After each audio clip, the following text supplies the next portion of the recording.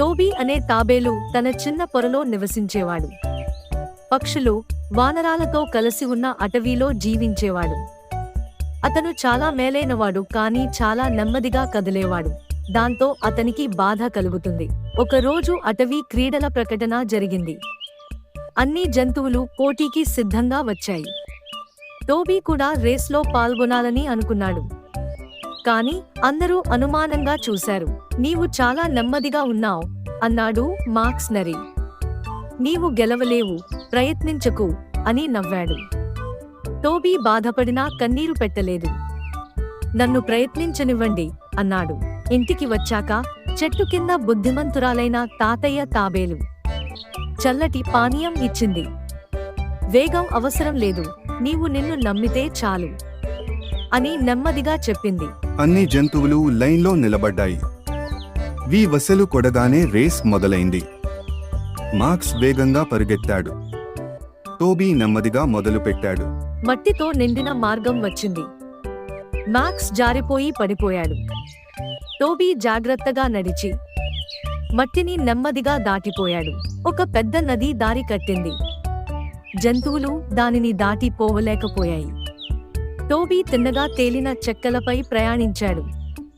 ఒక చిన్న పడవలా సాగిపోయాడు. ఒక విరిగిపోయిన వంతెన ఎదురయ్యింది. జంతువులు భయంతో వెనక్కు తిరిగాయి. టోబీ ఒక్కో దోల మీద నడిచి దాటాడు. అతనికి ధైర్యం పెరిగింది. నాకెవరూ పోటీ తీరారు అని అనుకున్న మాక్స్ ఒక చెట్టు కింద నిద్రపోయాడు. ఆత్మవిశ్వాసంతో కంట్లు మూశాడు. గెలుపు కలలకే మనసు ఇచ్చాడు. టోబీ నెమ్మదిగా సాగుతూ పాట పాడాడు. ఎక్కడ ఉన్నాడో కూడా గమనించలేదు.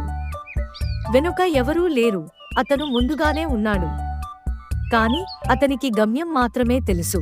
ఒక చిన్న పాము అతడి దారిని అడ్డగించింది. శబ్దంగా హెస్ చేసింది. అతడిని చూసింది. టోబీ చిరునవ్వుతో తలదించాడు. పాము స్నేహంగా ముట్టడి తీయడంతో దారి వదిలింది. ఒక చిన్న పక్షి గాయపడి కింద పడిపోయింది. టోబీ ఆపి దానిని చెట్టుపైకి తీసుకెళ్లాడు. గూడ్లో పెట్టి సహాయం చేశాడు. తర్వాత తన రేస్ కొనసాగించాడు. ఒక గొప్ప కొండ దారి మధ్యలో వచ్చింది. బోలెడంత వేడి, రాళ్లతో కూడి ఉంది. జంతువులు జారిపడ్డాయి. కాని టోబీ నెమ్మదిగా పైకి చేరాడు. ముఖ్యమైన గమ్యం దగ్గరలో ఉంది. జెండాలు అలరిస్తున్నాయి, వెలుగులు మెరిసిపోతున్నాయి. టోబీ ఆనందంగా నవ్వుతూ సాగుతున్నాడు. చిన్నగా వేగం పెంచాడు. మాక్స్ మెలకువ వచ్చి చుట్టూ చూశాడు. అందరూ ఎక్కడా అని అర్థం కాలేదు. అతను వేగంగా పరిగెత్తాడు. కాని ఇప్పటికే జంతువుల కేకలు వినిపించాయి. టోబీ మొదటగా గమ్యాన్ని చేరాడు. అన్ని జంతువులు చప్పట్లతో వెలిగిపోయాయి. మాక్స్ కూడా ఆశ్చర్యంగా చూశాడు. అతని గర్వంగా నవ్వాడు. టోబీ, టోబీ అని అటవీ అంతా ఆలపించింది. పక్షులు, వానరాలు సంబరంగా నర్తించాయి. తాబేలు ఇప్పుడు హీరో అయిపోయాడు. అతడి నెమ్మదితనమే గెలిచింది. మాక్స్ వచ్చి తలవంచి అన్నాడు, నేను మన్నించు, నేను తప్పు చేశాను. టోబీ నవ్వుతూ గట్టిగా ఆలింగనం చేశాడు. ఇద్దరూ స్నేహితులైపోయారు. ఆకు కిరీటాన్ని టోబీ తలపై పెట్టారు.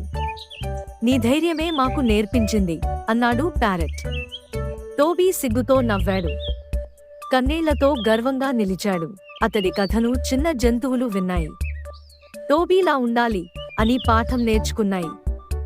నెమ్మదిగా, ధైర్యంగా ముందుకు సాగితే ఎవరైనా విజేతవుతారు. Please subscribe to our channel.